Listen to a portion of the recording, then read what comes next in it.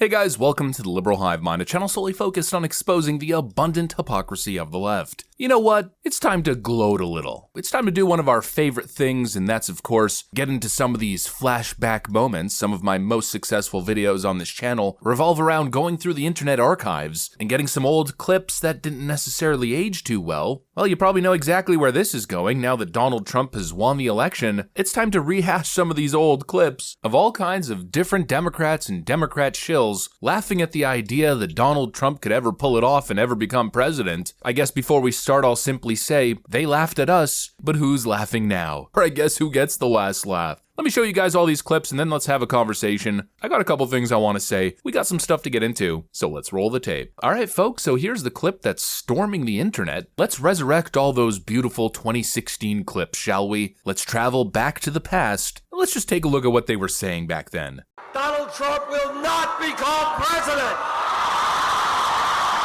He's not going to be president. Donald Trump is not going to be president of the United States.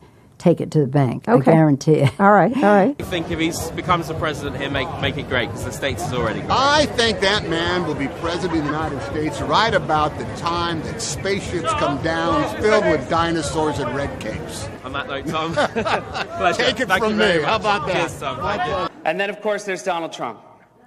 Donald Trump has been saying that he will run for president as a Republican, which is surprising since I just assumed he was running as a joke. Donald Trump, just last week, he confirmed to the National Review that he is again considering a run in 2016. Do it. Do it. Look at me. Do it. I will personally write you a campaign check now on behalf of this country, which does not want you to be president, but which badly wants you to run. So when you stand and deliver that State of the Union address, in no part of your mind or brain can you imagine Donald Trump standing up one day and delivering a State of the Union address? Well, I can imagine it in a Saturday night skit. I continue to believe Mr. Trump will not be president. He will never be president of the United States. And we better be ready for the fact that he might be leading the Republican ticket next. I know you don't believe that, but I want to go on to write it down. Sorry to laugh. Okay, here we are. And which Republican candidate has the best chance of winning the general election? Of the declared ones, right now, Donald Trump. And so, right now, Mr. Trump, to answer your call for political honesty, I just want to say, you're not going to be president, all right? It's been fun. It's been great. I love you. But come on, buddy. All, let's say, cow poo-poo aside, there is zero chance we'll be seeing you being sworn in on the Capitol steps with your hand on a giant golden Bible. I'll make a prediction, though, for you. And I don't really get into predictions much, but this one I'll go way out on a limb. Donald Trump will never, ever be president of the United States. That Trump should not be in this race. He's an absurdity. He is a travesty. Donald Trump will never be elected president of the United States. Donald Trump is a here today, gone tomorrow candidate for president of the United States. Donald Trump is not going to be president of the United States. Ever respectful of the fact that the people have not voted, he's not going to be president of the United States. Let's be clear. Donald Trump will lose the election. I mean, he had a really good chance to be different and really have a chance to change things, but he doesn't do the work. He's lazy. We talk about him every day, and we continuously bash him. He's not going to be the president. Don't worry about it. Exactly. And we're coming to a point where if you're Hillary Clinton, you're honestly probably starting to think about not just whether you will win, but how big your win will be. And then you say that Donald Trump has the best day in the entire world, completely outperforms expectations, and he wins all of the toss-up states. He wins all 5 of those states, plus that electoral college vote in Maine that he's after. If he wins all of the toss-ups, which would be insane because nobody wins all of the toss-up states, even if Donald Trump did win all of the toss-up states, he would still lose. To be a wake-up call to the Republican Party. Despite Boris thinking that Donald Trump could win New York, the presidential race is over. Could I just cut through? I have one thing to say, one thing only, and that is that this race is over. Tomorrow morning, the money will dry up. The Republicans will start to hide. Trump has no place to go.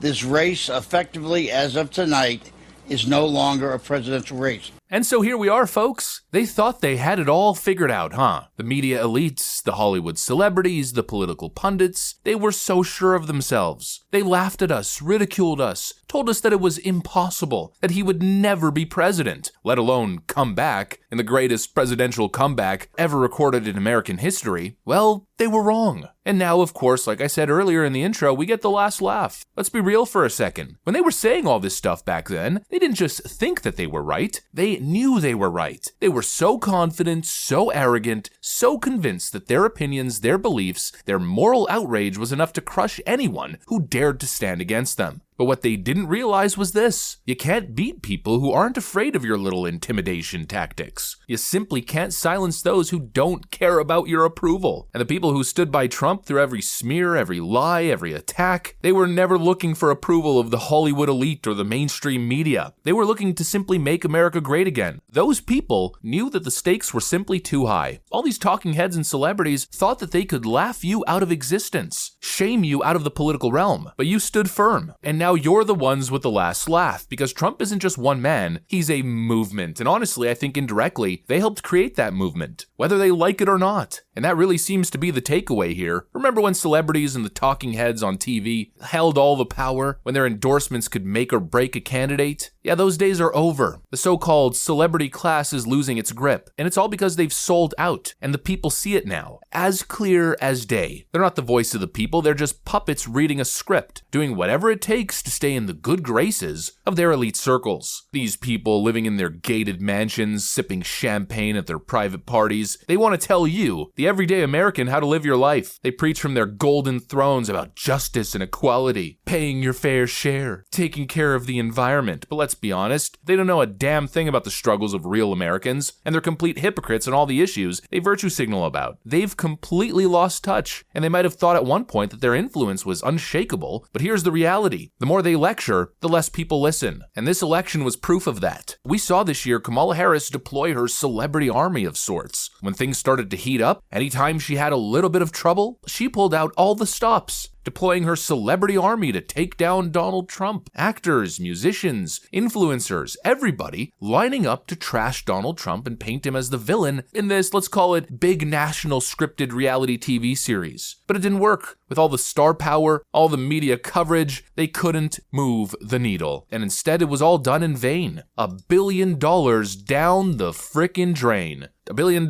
tossed in the frickin' blender, handed to these celebrities like it's Christmas season, all for nothing. And so here we are, on the other side of all their ridicule, getting the last laugh. They mocked you, they tried to tear you down, they tried to destroy your political candidate, and thankfully it didn't work. The voice of the people will always prevail. The elites thought that they could stop Donald Trump, and they thought that they could stop and shame you from voting for a better future. They thought they could do it, and they were so arrogant and so smug in the process. And now look, how's that working out for them? The ratings collapse of all their favorite networks, the implosion of their political party. They've lost the popular vote. They spent the last year trying to turn America on you and Donald Trump, let's be real. But instead, in the end, it seems as though America turned on them. And that's pretty much it. I saw this clip. That's what's on my mind. I just figured I'd post this. If you guys enjoyed it, make sure to leave a like and possibly subscribe. Thanks for watching, and I'll see you on the next one.